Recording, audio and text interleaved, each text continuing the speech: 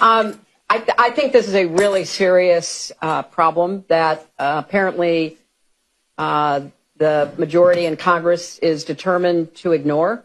I think that in any other setting that I can imagine, where you have no predicate laid, where you have no briefing, where you have no information, we have no idea whether these boats were fishing boats, cruising, family boats, drug boats. We don't have any idea, and neither do they, is my assessment. Because if they did have an idea, they would at least share that information.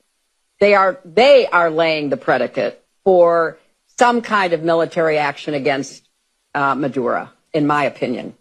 And I think that the Congress has abdicated its responsibility on everything with the president, and in particular, without any demand that Hegseth and others show up and show them why they are destroying these boats.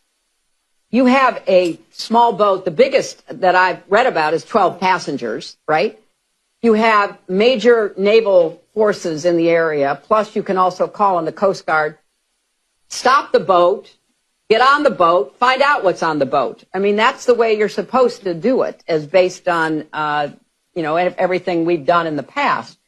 But I do think that there seems to be a desire on the part of the administration to confront Maduro. And maybe their thinking is that if they, blow a lot of these boats out of the water and they send a message, they can intimidate him into somehow leaving or giving up power. We have to be really careful about this. I mean, I read a very thoughtful piece about Venezuela last week that said it would make Libya look like a normal country after the fall of Gadafi. There are military forces, militia forces, drug cartels. So if we're going to have some kind of foreign policy goal, we want to get rid of Maduro, what comes next? And who takes responsibility for that? And are we going to have a giant Somalia on the coast of South America? So I think this is not well thought through.